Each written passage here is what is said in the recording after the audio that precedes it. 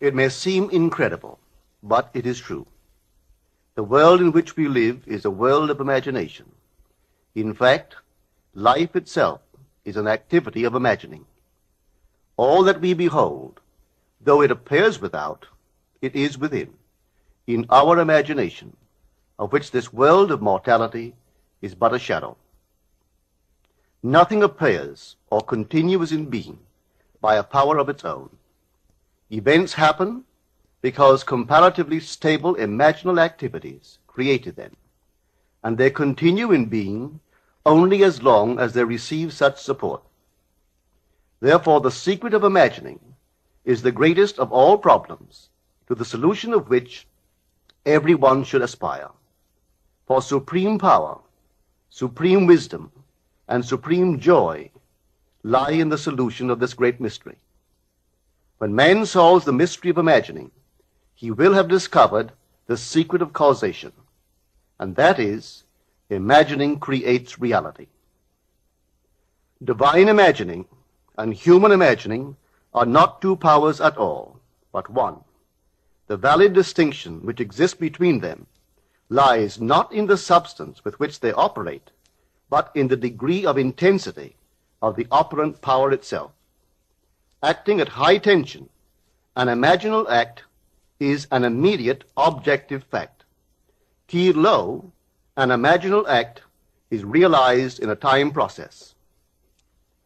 Human history, with its forms of governments, its revolutions, its wars, and in fact the rise and fall of nations, could be written in terms of the imaginal activities of men and women. All imaginative men and women are forever casting forth enchantments, and all passive men and women who have no powerful, imaginative lives are continually passing under the spell of their power. If imagination is the only thing that acts, or is, in existing beings or men, as Blake believed, then we should never be certain that it was not some woman treading in the winepress who began that subtle change in men's minds, or that the passion, because of which the earth has been drenched in blood, did not begin in the imagination of some shepherd boy, lighting up his eye for a moment before it ran upon its way. The future is the imaginal activity of man in its creative march. Imagining is the creative power, not only of the poet, the artist, the actor, and orator, but of the scientist, the inventor, the merchant, and the artisan. Its abuse in unrestrained, unlovely image-making is obvious, but its abuse in undue repression breeds a sterility which robs a man of actual wealth of experience. Imagining novel solutions to ever more complex problems is far more noble than to restrain or kill out desire. Life is the continuing solution of a continuously synthetic problem. Imagining creates events. Our world, created out of men's imagining, comprise unnumbered warring beliefs. Therefore, there can never be a perfectly stable or static state. Today's events are bound to disturb our yesterday's established order. Imaginative men and women invariably unsettle a pre-existing peace of mind. Hold fast to your ideal in your imagination. Nothing can take it from you but your failure to persist in imagining the ideal realized. Imagine only such states that are of value or promise well. To attempt to change circumstances before we change our imaginal activity is to struggle against the very nature of things. There can be no outer change until there is first an imaginal change. Everything we do, unaccompanied by an imaginal change, is but futile readjustment of surfaces. Imagining the wish fulfilled brings about a union with that state, and during that union we behave in keeping with our imaginal change. This shows us that an imaginal change will result in a change of behavior. However, our ordinary imaginal alterations, as we pass from one state to another, are not transformations, because each of them is so rapidly succeeded by another in the reverse direction. But whenever one state grows so stable as to become our constant mood, our habitual attitude, then that habitual state defines our character and is a true transformation. Now let me call your attention to the design on the cover of this record. You will notice a man sitting on a park bench, imagining himself to be in a home. This is the secret of those who lie in bed awake while they dream things true. They know how to live in their own dream house until, in fact, they do. Man, through the medium of a controlled waking dream, can predetermine his future. That imaginal activity of living in the feeling of the wish fulfilled leads man across a bridge of incident to the fulfillment of the dream. If we live in the dream, thinking from it and not of it, then the creative power of imagining will answer our adventurous fancy, and the wish fulfilled will break in upon us and take us unawares. Man is all imagination. Therefore, a man must be where he is in imagination, for his imagination is himself. To realize that imagination is not something tied to the senses or enclosed within the spatial boundary of the body is most important. Although man moves about in space by movement of his physical body, he need not be so restricted. He can move by a change in what he is aware of. However real the scene on which sight rests, man can gaze on one never before witnessed. He can always remove the mountain if it upsets his concept of what life ought to be. This ability to mentally move from things as they are to things as they ought to be is one of the most important discoveries that man can make. It reveals man as a center of imagining, with powers of intervention which enable him to alter the course of observed events, moving from success to success through a series of mental transformations of nature, of others, and himself. How does he do it? Self-abandonment. That is the secret. He has to abandon himself mentally to his wish fulfilled, in his love for that state, and in so doing live in the new state and no more in the old state. Now we can commit ourselves to what we do not love. So the secret of self-commission is faith plus love. Faith is believing what is incredible. We commit ourselves to the feeling of the wish fulfilled, in faith that this act of self-commission will become a reality, and it will, because imagining creates reality. Imagination is both conservative and transformative.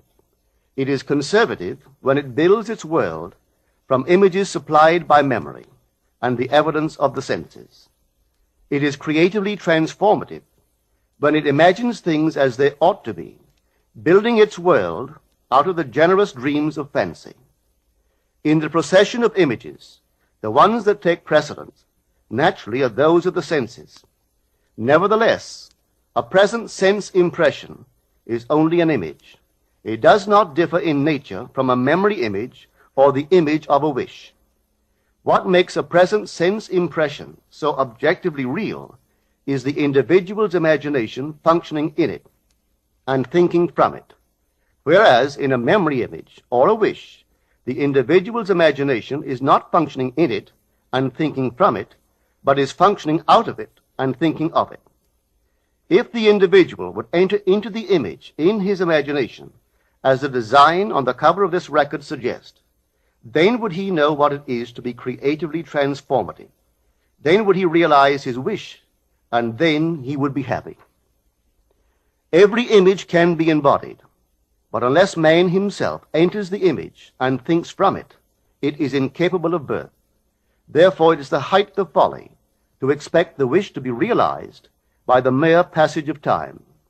That which requires imaginative occupancy to produce its effect obviously cannot be effected without such occupancy. We cannot be in one image and not suffer the consequences of not being in another. Imagination is spiritual sensation. Enter the image of the wish fulfilled, then give it sensory vividness and tones of reality by mentally acting as you would act were it a physical fact. Now, this is what I mean by spiritual sensation. Imagine that you are holding a rose in your hand. Smell it. Do you detect the odor of roses? Well, if the rose is not here, why is its fragrance in the air? Through spiritual sensation, that is, through imaginal sight, sound, scent, taste, and touch, man can give to the image sensory vividness. If he does, all things will conspire to aid his harvesting.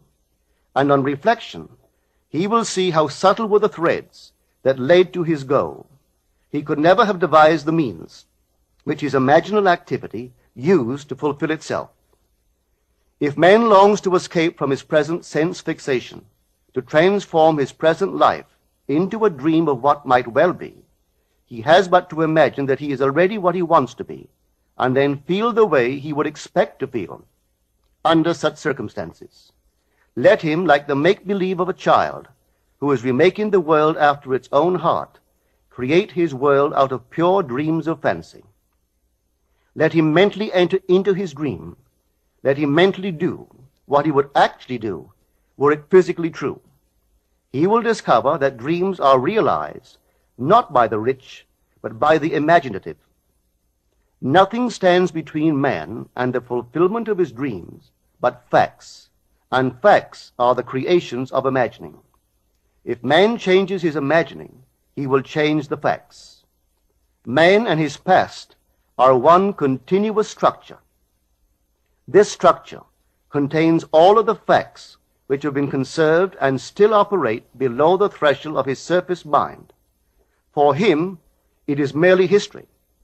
For him, it seems unalterable, a dead and permanently fixed past. But for itself, it is living. It is part of the living age. We cannot leave behind us the mistakes of our past, for nothing disappears. Everything that has been is still in existence. The past still exists, and it gives and still gives its results. Man must go back in memory, seek for and destroy the causes of evil, however far back they lie.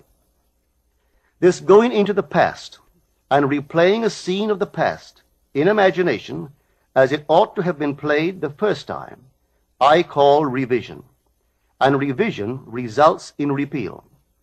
Changing our lives means changing the past. The causes of the present evil are the unrevised scenes of the past. The past and the present form the whole structure of man. It is carrying all of its contents with it. Any alteration of content will result in an alteration in the present and future. Live nobly, so that mind can store a past well worthy of recall. Should you fail to do so, remember, the first act of correction or cure is always revise.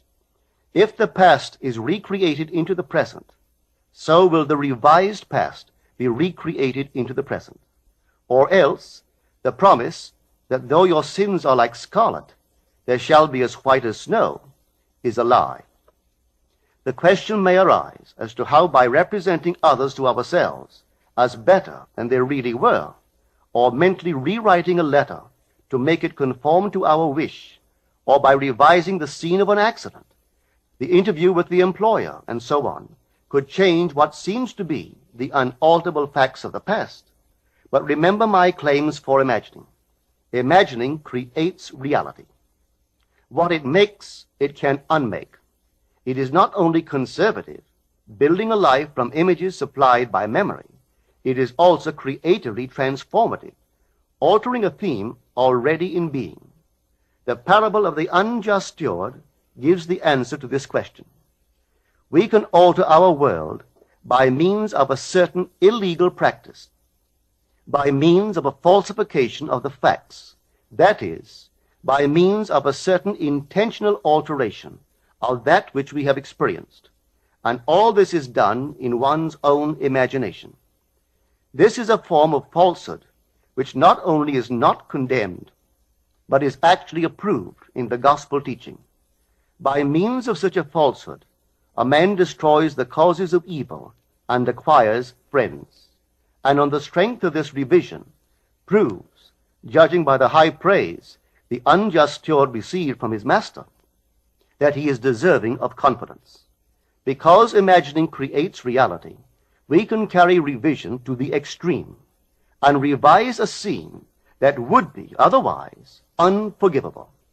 We learn to distinguish between man, who is all imagination, from those states into which he may enter. An unjust steward, looking at another's distress, would represent the other to himself as he ought to be seen. Were he himself in need, he would, like the man on the cover of this record, enter his dream house in his imagination and imagine what he would see and how things would seem and how people would act after these things should be. Then in this state he would fall asleep, feeling the way he would expect to feel under such circumstances. Would that all the Lord's people were unjust stewards, mentally falsifying the facts of life to deliver individuals forevermore. For the imaginal change goes forward until at length the altered pattern is realized on the heights of attainment. Our future is our imaginal activity in its creative march. Imagine better than the best you know.